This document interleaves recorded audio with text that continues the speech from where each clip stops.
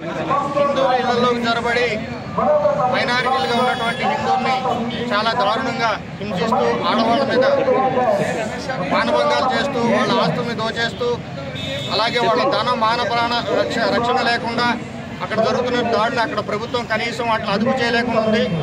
Younis Khan అనే వ్యక్తికి ప్రధానమంత్రి చేసిన తర్వాత కనీసం దాని మీద కనీసం స్పందన లేదు.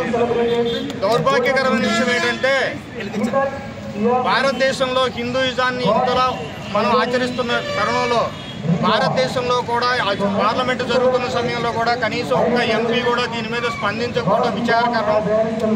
అలాగే మన బ్రిటన్లో పార్లమెంట్లో దాని గురించి ఎంపీలు అక్కడ మాట్లాడారు.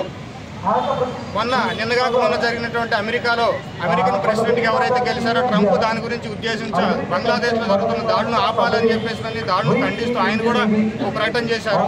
మన దౌర్భాగ్యకరమైన విషయం ఏంటంటే కనీసం భారత్లో దాని గురించి స్పందన కానీ దాని గురించి మాట్లాడిన ఎంపీలు కానీ పార్లమెంట్లో దాని గురించి చర్చ కానీ ఇలాంటివన్నీ జరగకుండా వాటిని కట్టడి చేస్తూ పార్లమెంటును తప్పుదారి పట్టిస్తూ మన రాహుల్ గాంధీ గారు మాత్రం ఏదన్నా మాట్లాడితే మతోన్మాద పార్టీ అని చెప్పేసి పార్టీల మీద ముద్రేస్తున్నారు. కానీ అదే రాహుల్ గాంధీ గారు మరి నిన్న సంబల్లో అక్కడ చిన్న ఇష్యూ జరిగితే దానికోసం అన్నా చెల్లెళ్ళు ఇద్దరు అక్కడికి వెళ్ళిపోయారు. అక్కడ మాత్రం జరిగింది ఒకటే దాడా, ఇక్కడ హిందువులపై జరుగుతున్న దాడులు కనిపించట్లేదా రాహుల్ గాంధీ గారికి?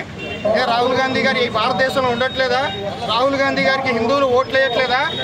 రాహుల్ గాంధీ గారికి ఇప్పుడు హిందూ జనాలు ఓట్లు వేయకుండా వాళ్ళ కాంగ్రెస్ పార్టీ 65 సంవత్సరాల పార్టీ అధికారులు కొనసాగించారా? దాని గురించి మరి రాహుల్ గాంధీ గారు ఎందుకు కనీసం ప్రయత్నం చేయలేపారు? రాహుల్ గాంధీతో పాటు ఏదైతే ఇండియా కూటమి అంటూ ఉందో ఆ ఇండియా కూటమిలో ఎవరైతే ఉన్నారో అఖిలేష్ యాదవ్ వాళ్ళ సొంత రాష్ట్రమైనటువంటి అక్కడ మన అయోధ్యలో నిర్మాణం జరిగితే అయోధ్య నిర్మాణాన్ని కూల్ చేస్తామని చెప్పి అన్నారు. వీటన్నిటినీ హిందువులు ప్రతి ఒక్కళ్ళు జాగ్రత్తగా గమనించాలి. హిందూ సమాజం దీని మీద ఆలోచించాలి, బయటికి రావాలి. హిందూ సమాజంలో ఉన్నటువంటి ప్రతి ఒక్కళ్ళు దీన్ని ఖచ్చితంగా ఖండించాలి. ఎంతవరకు మనం ఇంట్లో పూజ చేసుకుంటాము, భగవంతుడికి దండం పెడుతున్నాము, లేదా నా పిల్లోడికి 10th క్లాస్ పాస్ అయితే వచ్చి గుండు కొట్టించుకుంటాను, లేదంటే పొలు దండాలు పెడతానంటే కాదు. నీ ధర్మానికి కష్టం వచ్చింది, నీ ధర్మం గురించి తప్పుగా మాట్లాడుతున్నప్పుడు ఖచ్చితంగా బయటికి రావాల్సిన అవసరం ఉంది.